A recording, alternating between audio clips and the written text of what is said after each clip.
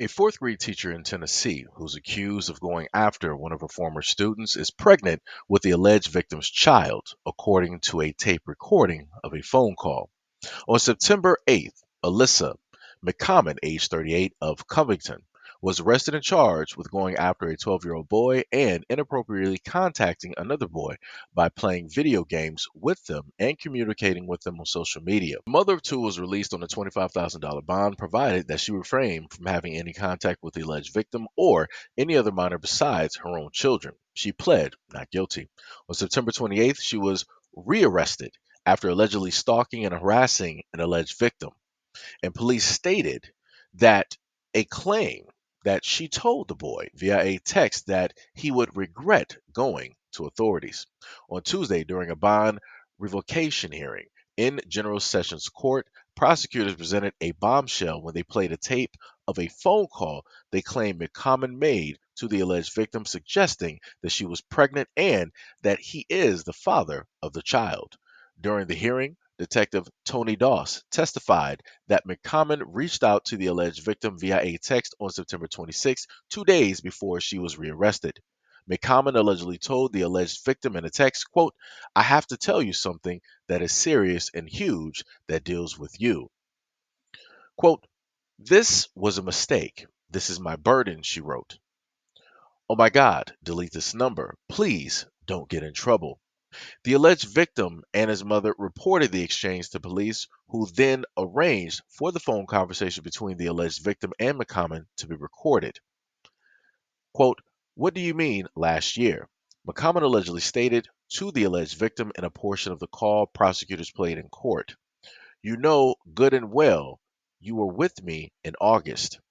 I will never text you again. You will never hear from me again. Just please don't say anything. I'm under so much stress and I'm so scared all the time." Prosecutors also claim that she stated to the victim, quote, "I tried to tell you.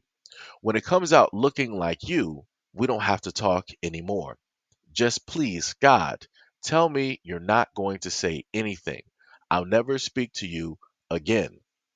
I'm going to raise this baby. I can do this." The judge then revoked McCommon's bond. Quote, "We were pleased with the judge's decision. It sends the message that victims and their families should be protected. Ongoing criminal conduct won't be tolerated." McCommon's attorney, Jerry Mason, stated in a statement obtained by the news that it is unclear whether his client was the one who texted the alleged victim or placed the call. The text message the detective detailed, Mason wrote, were between a person from an unregistered number and an alleged victim. Quote, "The state then presented a recording of a conversation between a voice they allege is Mrs. McCommon and the alleged victim. This evidence was to show that Miss McCommon violated her bond conditions and that she was not to contact any alleged victims."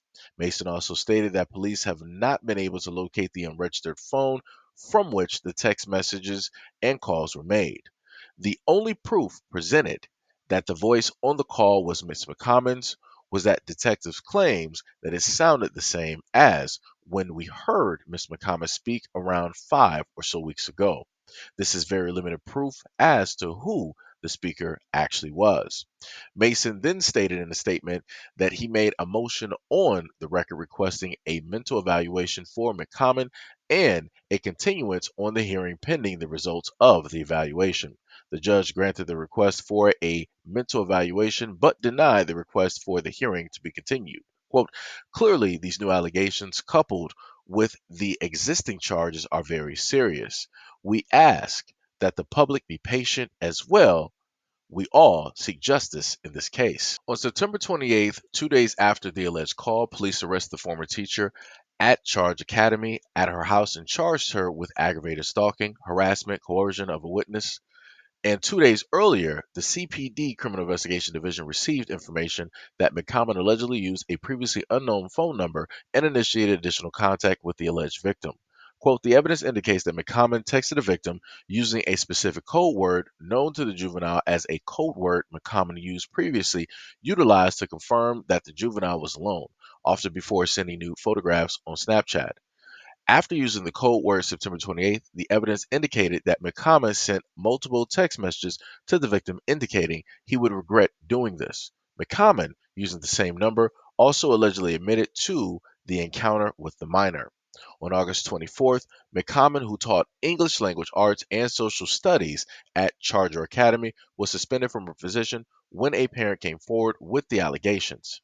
Covington police detectives began investigating when they received information on August 24th from the Tennessee Department of Children's Services about a report of allegations of misconduct involving a teacher and a former student.